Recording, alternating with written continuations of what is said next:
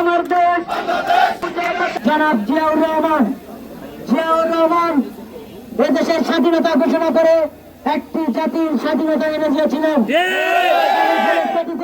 আজকের আমরা বাংলাদেশ পেয়েছিলাম।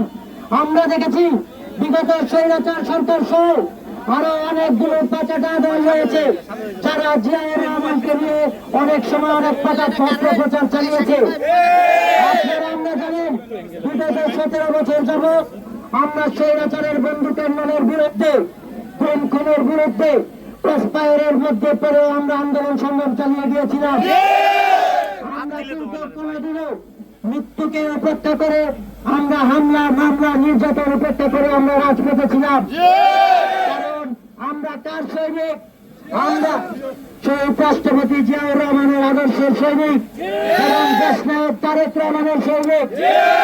আমাদের নেতা জনাব তারেক রহমান, আমরা বিগত কিছুদিন ধরে দেখতেছি আমাদের নেতা তারেক রহমানকে নিয়ে বিভিন্ন প্রকার অপপ্রচার, বিভিন্ন প্রকার কটূক্তি চালানো হচ্ছে। বিএনপি ভদ্র মানুষের দল বলে আমরা এখনো কিছু বলছি না, কিন্তু যুবদল হুঁশিয়ারি দিয়ে বলতে চাই আপনাদের যা এখন যা বলেছেন এখনই সব। আর যদি কোনো প্রকার বিএনপির বিরুদ্ধে কোনো প্রকার অপপ্রচার চালানো হয়, আমাদের নেতা বাংলাদেশের প্রাণ জনাব তারেক রহমানের বিরুদ্ধে কোনো প্রকার কটূক্তি করা হয়, তাহলে কিন্তু যুবদল ঘরে বসে থাকবে না। যারা এ ধরনের অপপ্রচার চালাতে কটূক্তি করার সাহস দেখাবে, দুঃসাহস দেখাবে, তাদের যুবদল তাদের কঠোর হস্তে দমন করবে। আমরা আপনারা জানেন বিএনপি বাংলাদেশের মানুষের প্রাণের দল। বিএনপি একটি সভ্য দল। বিএনপি কোনো অরাজকতা যায় না। আমরা সুস্থ স্বাধীনভাবে যে গণতন্ত্র আমরা অর্জন করতে চলেছি, সেই গণতন্ত্র নিয়ে দেশের মানুষকে নিয়ে একটি গণতান্ত্রিক বাংলাদেশ আমরা গড়তে চাই। কেউ যদি কোনো প্রকার অপপ্রচার চালানোর প্রচেষ্টা চালান, তাহলে কিন্তু আর ছাড় দেওয়া হবে না।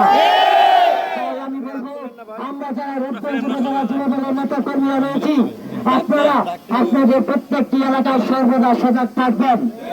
আমাদের নেতা রূপগঞ্জের মাটি ও মানুষের প্রাণের নেতা বিএনপির জাতীয় নির্বাহী কমিটির কাজী মনিরুজ্জামান মনির সাহেবের নির্দেশে আজ থেকেই আমরা রূপগঞ্জের আনাচে কানাচে আমরা সর্বোচ্চ সতর্ক অবস্থায় থাকবো।